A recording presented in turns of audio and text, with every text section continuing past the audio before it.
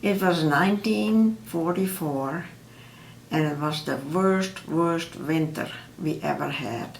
It was very, very cold, and especially the south of Holland, in the cities, they had not enough, they couldn't get wood for their stoves, and they had to go out in the forest to get wood to get their stoves warm, and there was not enough food.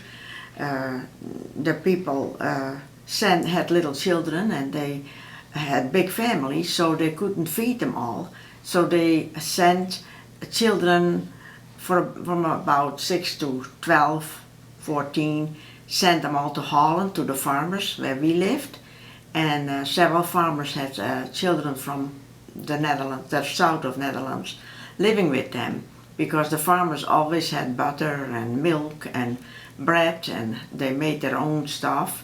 So that was the winter of 44, and very many people in the cities couldn't get food, and they were hungry. They had even swollen legs and swollen stomachs, and many older people died from hunger, and so they were eating tulip bulbs.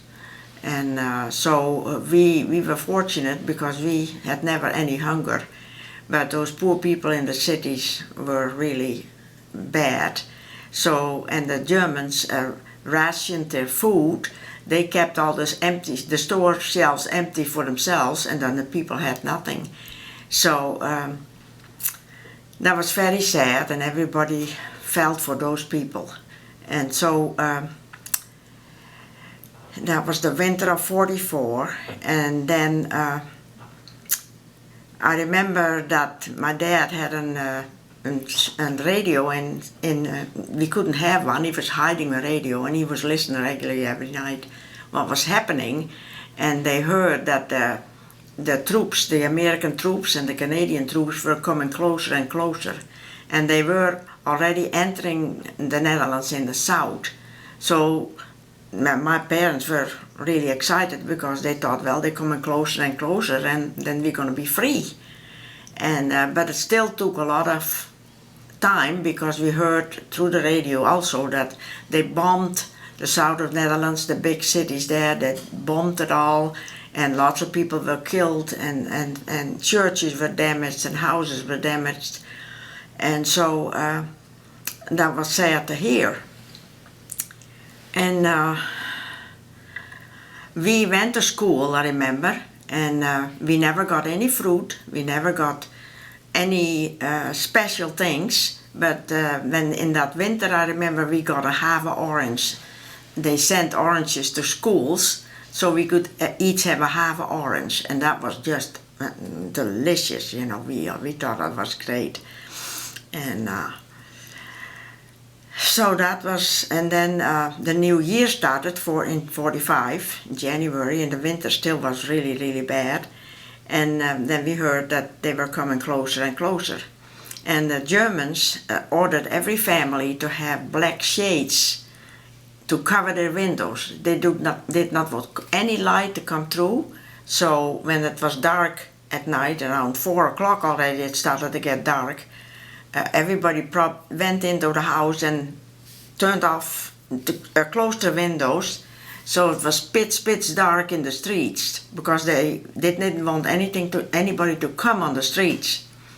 And it was kind of scary, because sometimes my dad had to go out, and then my mother would worry when he, you know, it took a little long, because he had no lights on the bikes, so it was pitch dark.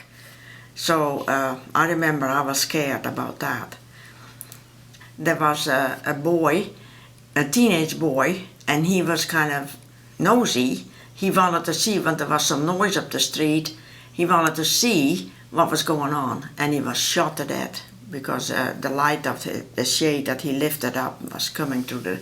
So he was shot to death, and that was really something. We were all very, very upset about that. Well, my dad came one evening, came out of the hiding place where we had our radio, and he says, "Oh, I think they're coming closer, they're coming closer." And so we were all excited, but we couldn't get out or we couldn't do anything. And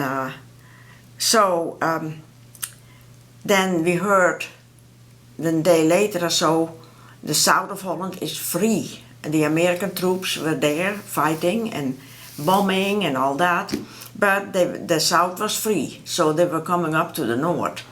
And we didn't know how fast it would be, so we just waited and, you know, did our own thing. And in the meantime it was spring.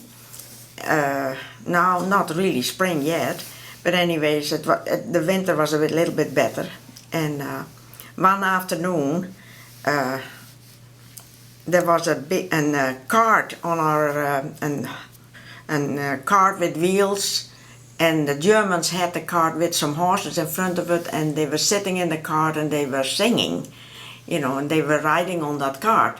And then they were in our square, and then the whole cart fell over. And so there was a big tumult, and everybody said, oh, come and have a, you know, we were running to the square to see what happened. And I said to my mom, can I take my sister, you know? And so my sister was 2 years old, and I had her on my hand, and I went to look too.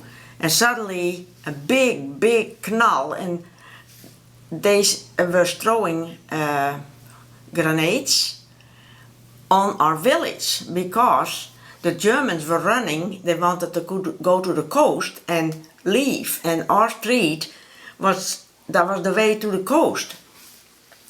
So I was so scared. I was running around. I didn't know where to go. People were all saying, go in the house, go in the house. And I wasn't close to our house. So then I was running around, and then I heard my father, what are you doing? What are you doing? What do you do on the street here?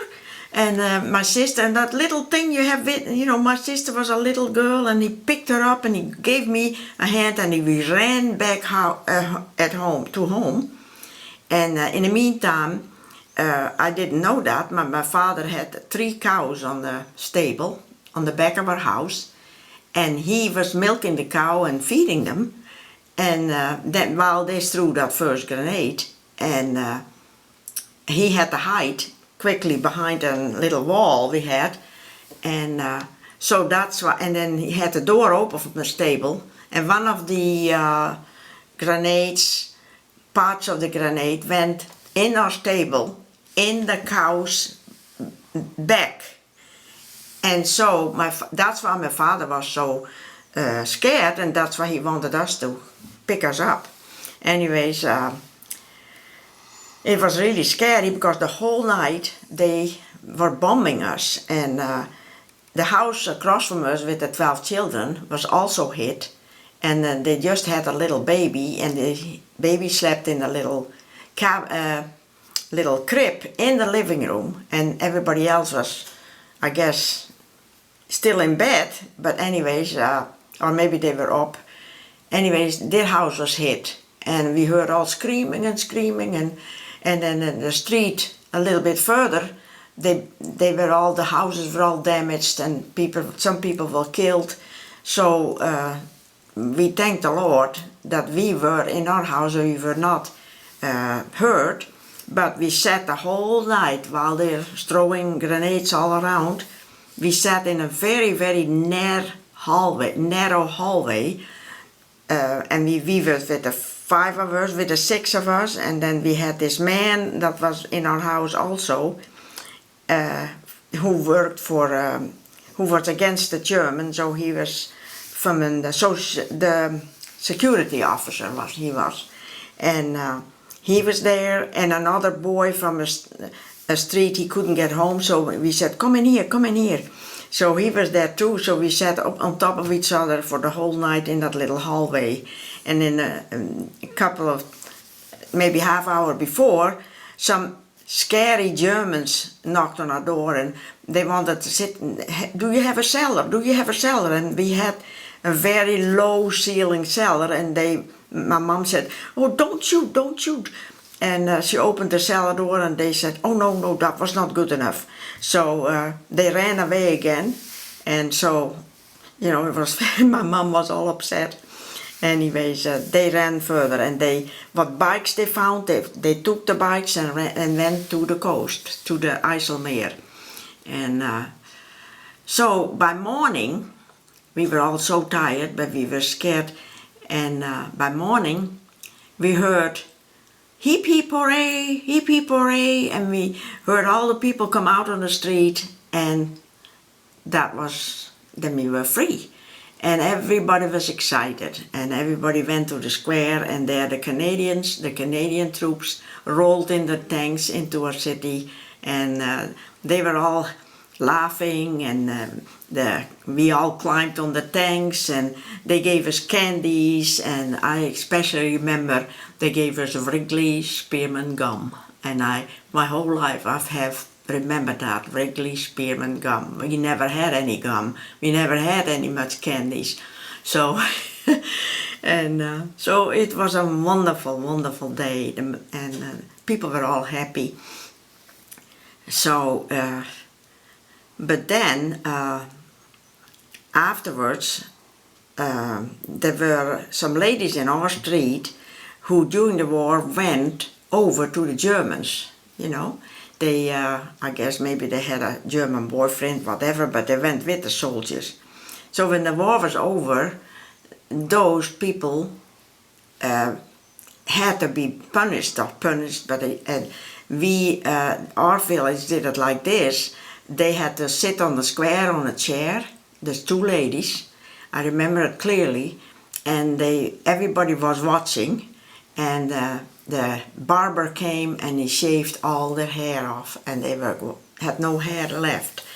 And so I remember those two ladies walking through a street with their hair off, and it was kind of embarrassing for them, but you know, that was their boot, that they had the boot for that, because they went with the enemy.